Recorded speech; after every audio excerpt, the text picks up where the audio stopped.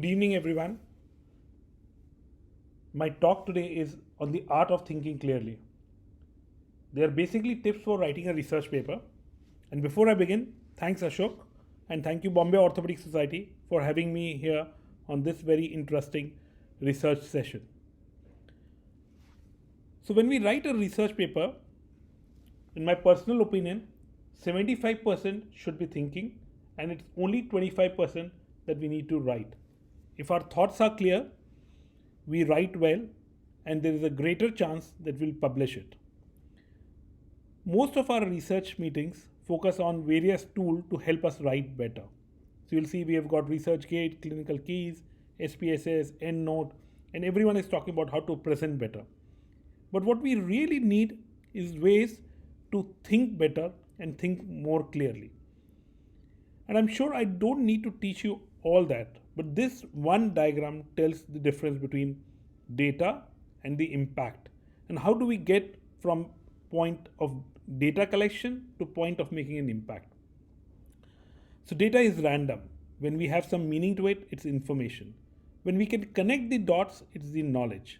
And when we know what knowledge has the value, it's the insight. And the wisdom comes when we can connect the really, really important dots.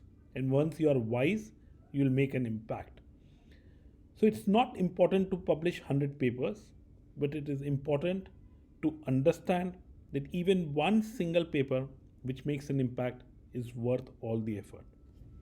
So in this talk, it's a very basic talk, and I'll talk about 4-step process of thinking clearly. It's not a cookbook.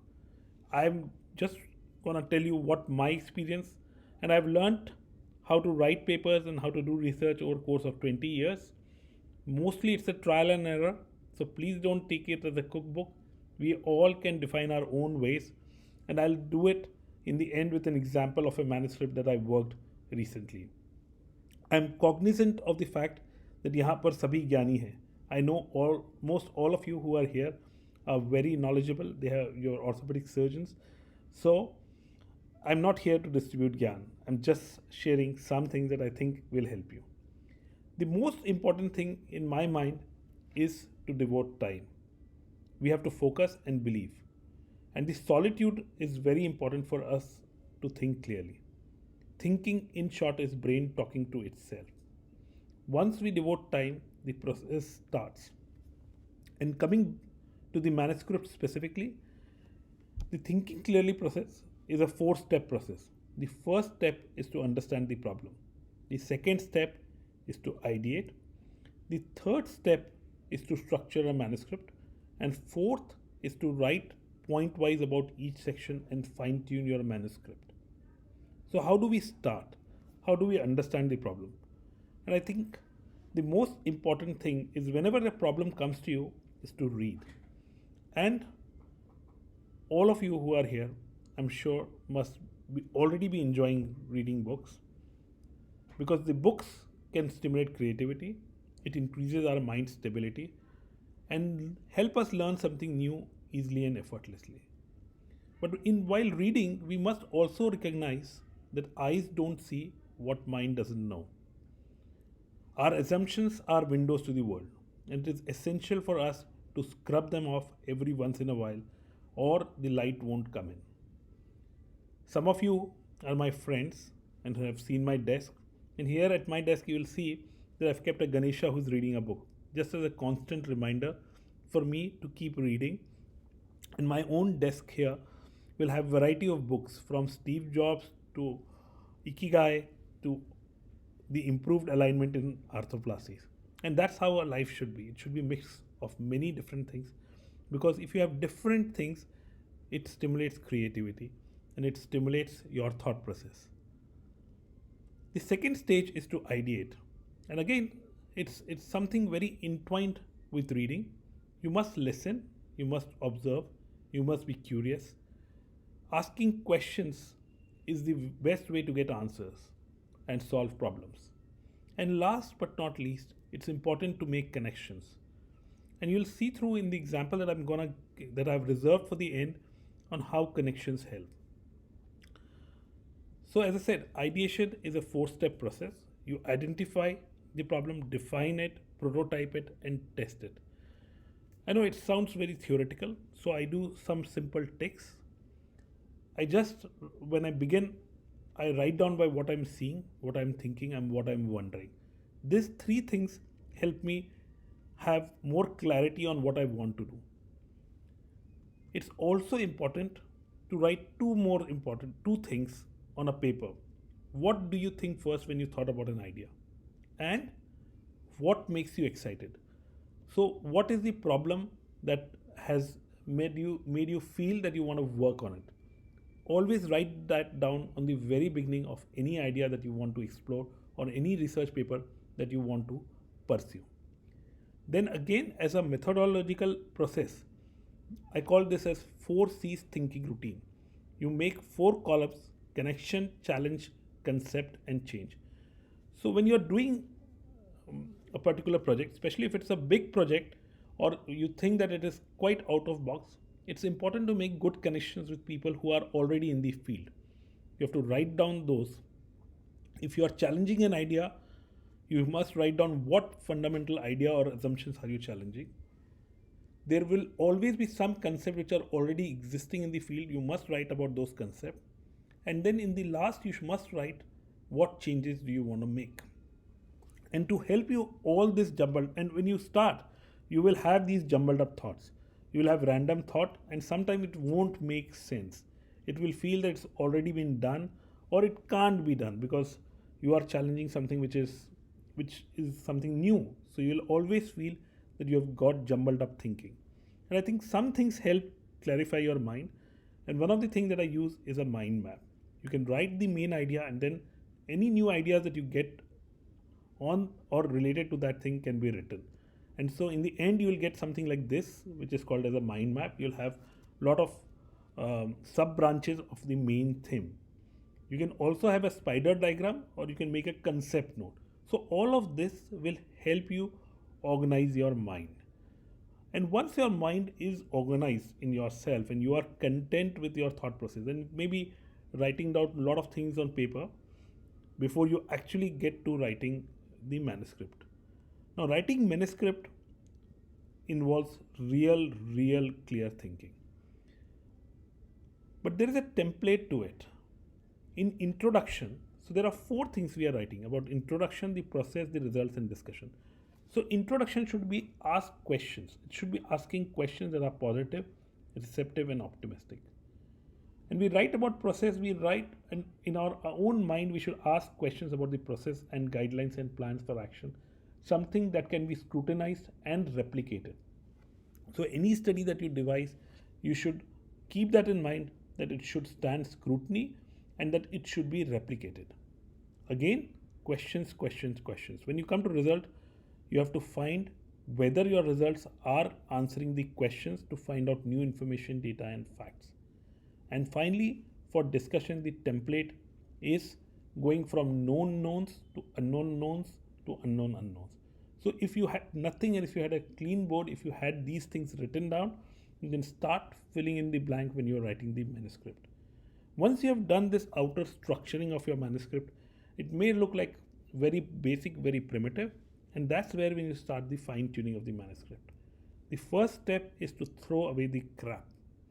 There will be a lot of things that you have written in the manuscript which are pure crap, and initially that idea may have stimulated you. You might have felt that it's the greatest possible thing to do, but when you reread it, you'll realize that a lot of it is crap, and throw away them. Don't cling it too close to your heart. The next step, and often a mistake that I see people making, is that there is a lack of flow. Your manuscript should be tightly bound. It should feel that there is a rhythm when you are writing a manuscript. That's very important, and that's what I call tightly bound manuscript. It should not have loose ends. It should not be a patchwork. It should not appear that you have copied and pasted pieces and bits from different things. Now, we are all orthopedic surgeons, so we need a bit of statistics and technical jargon. So take help when we can. So if you had help from people, it will help make it look polished. So let's start with an example.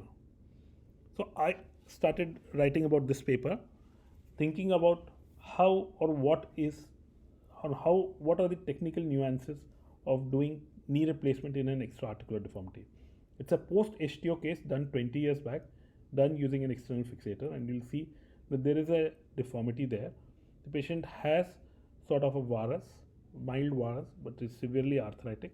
There is a reverse joint slope.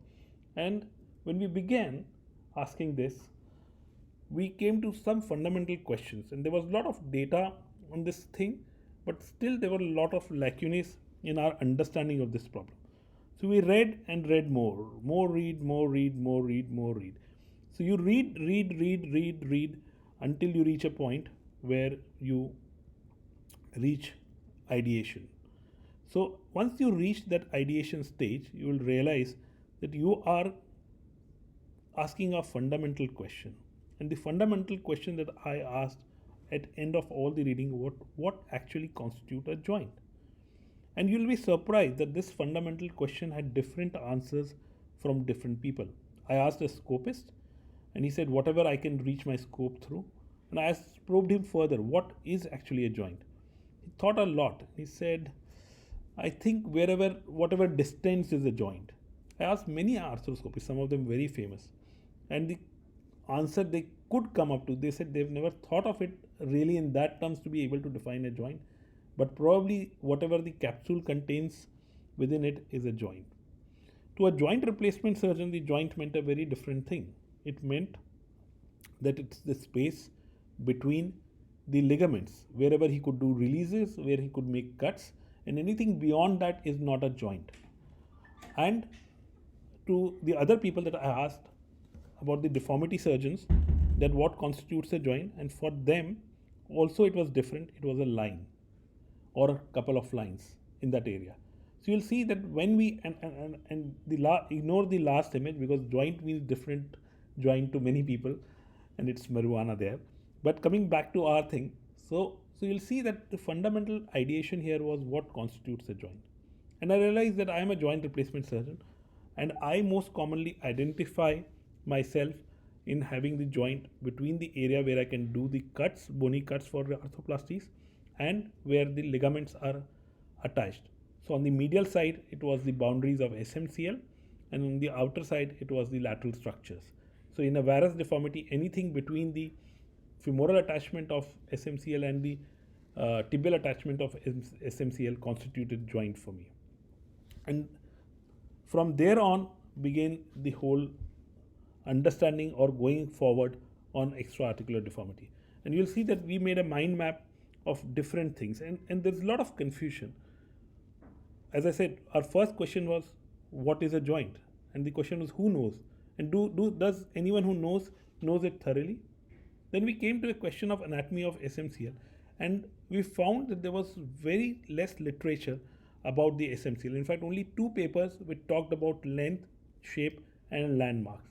There is no paper on racial differences. There is not enough evidence which suggests that actually the SMCL contracts when a person develops arthritis.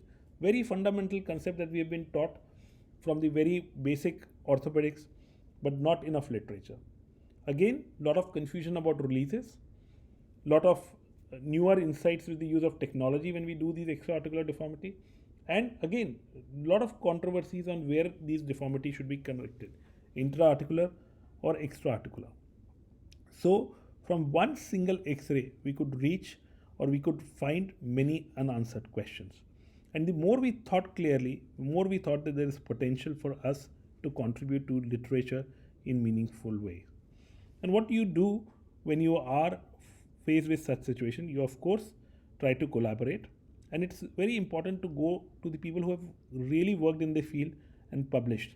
So I contacted Professor Thainpond and Parvizi, both of those who had published in varus extensively and were considered authorities. And you'll be surprised on how they respond. And when I floated the concept, both of them were eager to collaborate, and they did collaborate. And therein began the process of more thinking and brainstorming about this project.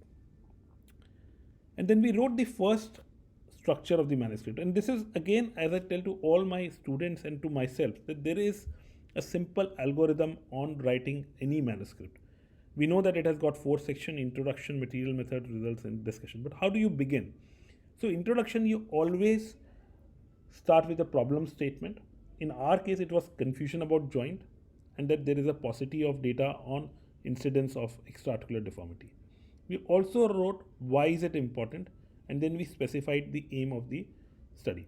So again, so when you come to introduction, the first 4 things that you write are most important. Where is the confusion? Where is the paucity? Why do you think it is important? And what are you going to do? If you wrote those 4 paragraphs, that's it. Any manuscript, not only just this, you have to tell the world why are you doing this study. Then you come to material methods. Again, very standard way of writing: inclusion, exclusion, sample size, a pre-statistics. Before you have done, you do have some statistics, so you mention about them. You must mention about standardization. As I said, your methods have to be replicable and to be able to stand scrutiny. You talk about intra-observer, inter-observer. You must have clarity about measurement. Again, once again, valid ways of measuring things. And then you always enlist what needs to be measured. So in this study, we did exactly that. The results, we have to go step by steps on the aims that we have written. The first 2-3 aims that you have written should have that same order when you describe the results. And then any additional information that your study threw up should be written. In discussion, again, a very simple, straightforward template. You start from known knowns, what the studies have previously shown. Then you come to unknown known, where you have filled in the gap. Then you come to unknown, which may be the limitation of your study. Finally, you must tell about the way forward and conclude. So if you knew nothing about writing a manuscript, if you made these things and started writing point by point, you will be able to write a manuscript. And of course, it needs fine-tuning, a lot of grammar corrections, a lot of comments, a lot of going to and fro, but that's the part of the game, and you will enjoy it. It may seem tedious, but that's the way of enjoying it. And you will see that that's the end result. We could get this study with one simple idea, one simple X-ray into a JBJS publication where we published a classification system based on the degree and whether it's an extra-articular or intra-articular coronal deformity. So it was done with collaboration of my colleagues here at HN Hospital, as well as internationally someone from Europe, Professor Theinpont, someone from US, which is the Professor Parviz. So collaboration is important, and so the step-by-step process. As I said, but that's not the end result. We were very unhappy that one of our tables was dropped. We had basically classified the study into different grades, arthritis into different grade A, B, C, which suggested the severity of the deformity and stages, which was grade of deformity. And we said that this is the way we should manage TKRs. If someone had a very low stage, low grade, it's a standard technique. Whereas someone who was high stage, high grade needed something more. But the reviewers rejected it, the editors rejected it, and editors came back to us that they will accept without this table. And after a lot of to and fro, we dropped it and we will keep it for the next study. So one idea can spark multiple studies and it can be a starting point. But it's important if you can make an impact in a manner that changes the practice of the world. In the beginning, it may feel a really hard thing to do. In a few months, it feels much lighter. And after a few years, when you have published those things, it will feel that, oh, why all the fuss? So nothing is easy, yet the effort is what makes it worth it. And good things come to those who hustle. I thank you for your attention and welcome any questions. And once again, thank you, Bombay Orthopedic Society, for the opportunity. It's always a privilege to be among those people who are interested in research. Thank you.